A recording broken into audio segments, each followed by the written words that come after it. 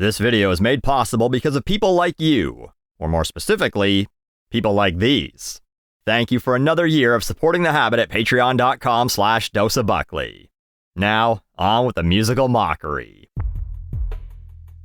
I know you're gonna hate hearing this, but we just crossed the halfway point of the 20s. Wait, but no, what?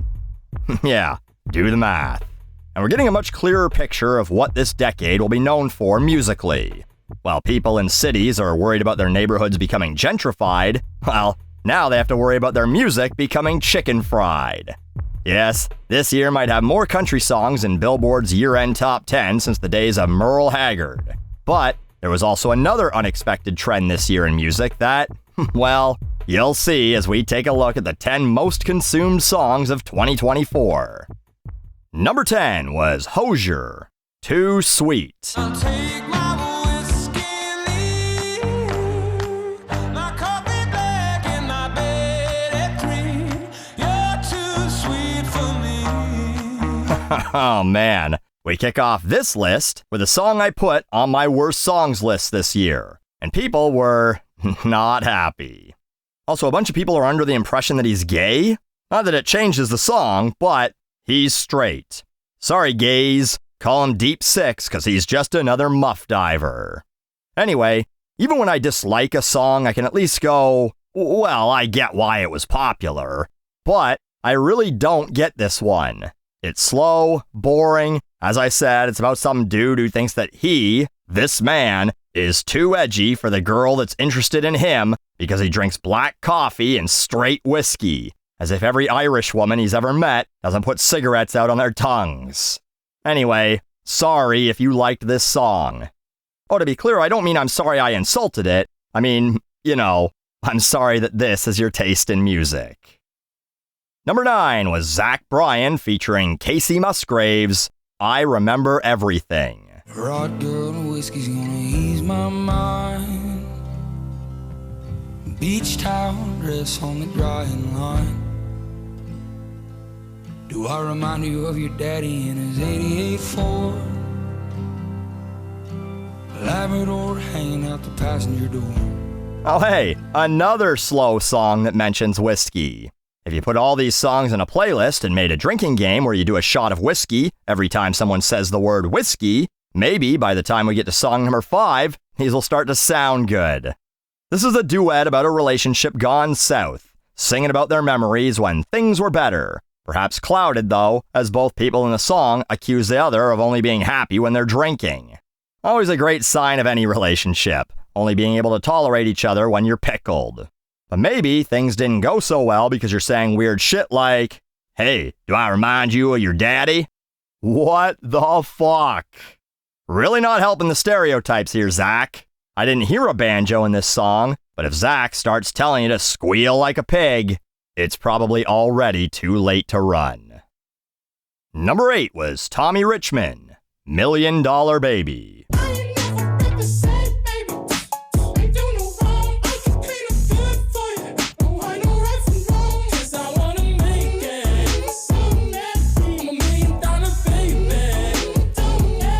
The second of 3 songs that you'll hear today that appeared on my worst songs list this year, the fact that $1 Million Baby was only the 8th most popular song of 2024 is actually pretty crazy when you consider how big this song was. Blew up on TikTok. If you're a sports fan, you've heard this about 30 times a game via that shitty Wingstop ad. It was massive. Despite all that, though, it never hit number 1 on the Hot 100, had to settle for peaking at number 2, which... this song is a peak number 2, that's for sure. A catchy beat, even if it's poorly produced, but lyrically, it's lame as hell, which explains the popularity. It's perfect for Gen Z's weird puritanical proclivities. They can listen to this song about a guy who's never been in a gang, who doesn't do anything bad, while they go on their rants about, ew, sex scenes in movies are gross and make me feel icky. Sabrina Carpenter's underwear scares me. Perhaps Tommy has invented a brand new genre, pansy pop. Oh hey, speaking of the tiny blonde, number 7 was Sabrina Carpenter, Espresso.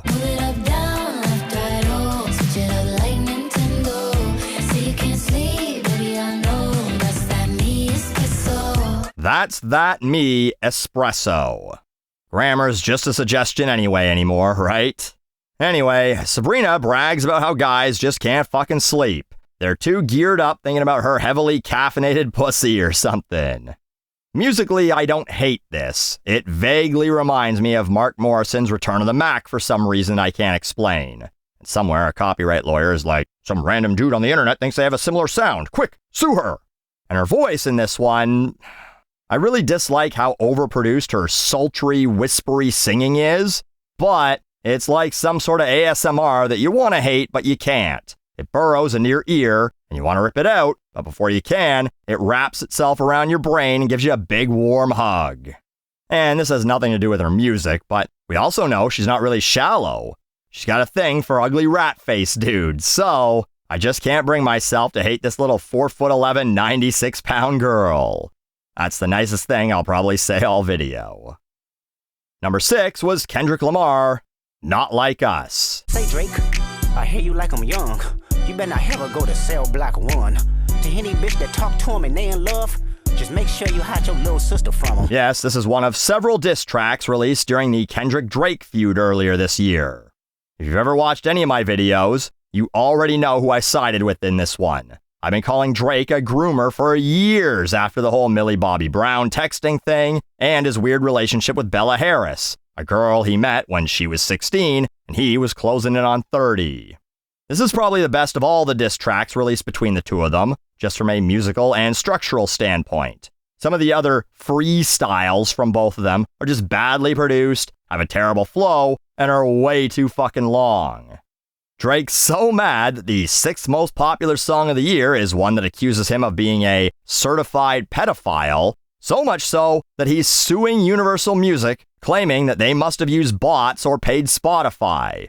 Because, well, call him Daniel Caffey. Because the idea that millions of people actually dislike Drake and think he's a sick freak is a truth he can't handle.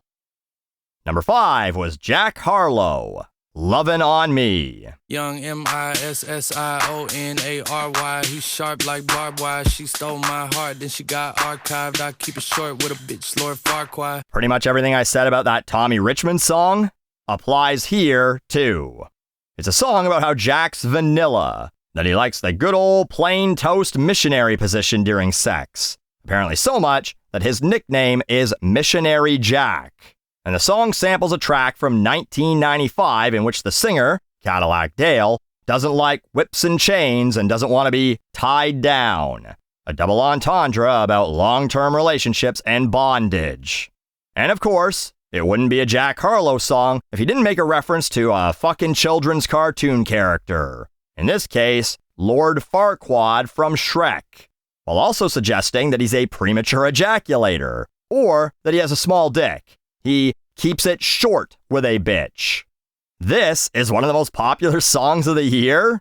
Kids, I know I'm not supposed to say this, but please start smoking real cigarettes again. Get your older brother to buy you booze, something, but for the love of God, just be cool again.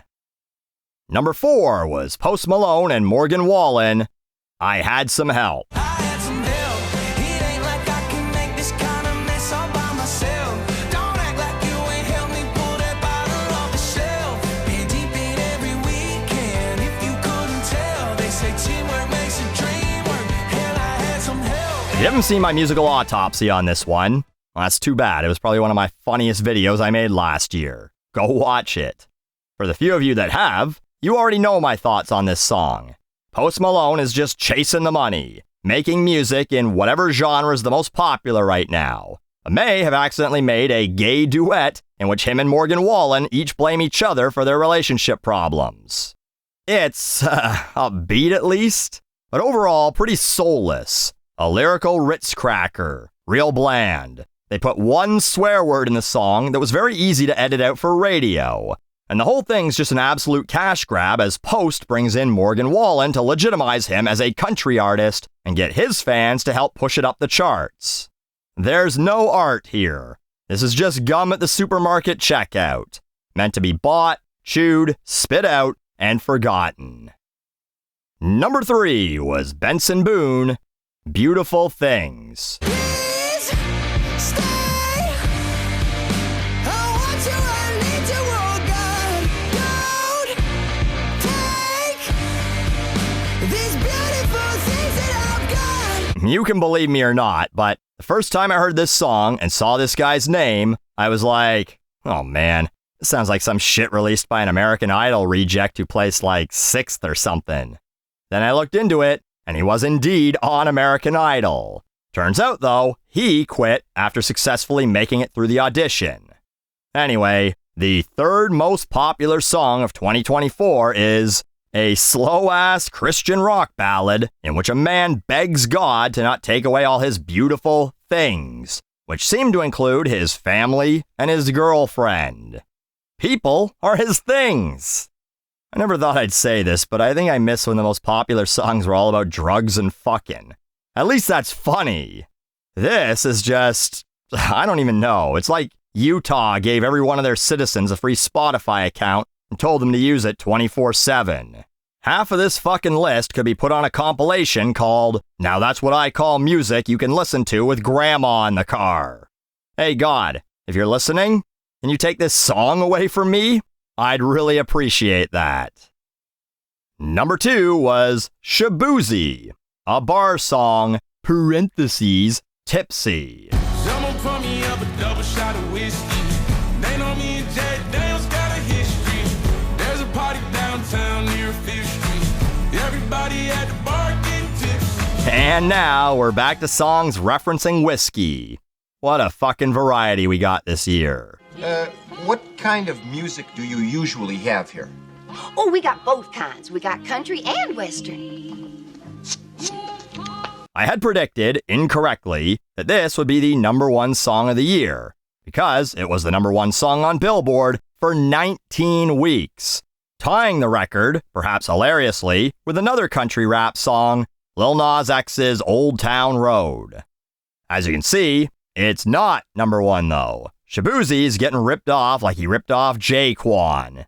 Actually, Buckley, that's not fair. Shaboozey didn't rip off Jaquan, he got permission and pays him royalties. Yeah. I already made fun of this track in my worst songs list this year, at which point I was informed that this song is a bop that slaps, so I really don't have anything else to say about it. Let's just see what was more popular than the country cover of a song about underage drinking that got turned into a song about not being able to afford groceries. Billboard's hottest song of 2024 was Teddy Swims' Lose Control.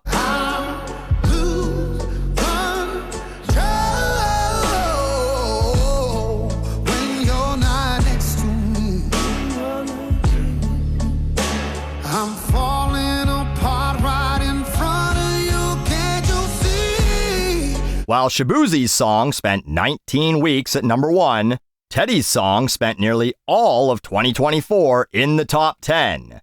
45 non-consecutive weeks. Finally getting the boot after Kendrick's new album came out, and then the week after that, Mariah, Brenda Lee, and Wham showed up for their annual Christmas takeover of the charts. I don't hate this song. It's too dull to hate, but I don't know what its purpose is, you know? You can't work out to it, you can't dance to it, you can't really fuck to it. It appears to be a breakup song in which a needy dude's like, look at me, I'm a mess when you're not around, you're breaking my heart, I'm begging you not to leave. Maybe you play this when you're pulling a sneako, watching your girl get slammed from the little chair in the corner of the hotel room. But seriously, what the fuck was everyone doing when they were listening to this 3 times a day for the entire year? Please, I'm asking, tell me, what do you do with this boring shit as the soundtrack?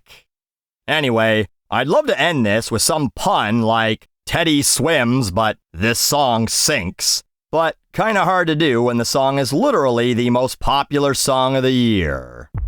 So, I guess that was 2024. Drinking whiskey, being lonely or being afraid of being alone, oftentimes blaming others for your loneliness, telling everyone how much better you are than they are, and accusing someone of being a pedophile, and then one hot girl shows up that everyone thinks is too slutty, but clearly they're all still checking her out anyway. Basically, 2024's biggest songs were the musical equivalent of the modern Twitter experience. Once again, a huge thank you to everyone for continuing to support this channel, either through Patreon or just by watching. If you are still watching, by the way, I realized I never did one of these videos for 2020. Should I go back and make that? Let me know in the comments if basically you want to hear me make fun of Louis Capaldi and Roddy Ricch, but never Dua Lipa. That'll also let me know that you watched this right to the end. Thanks again.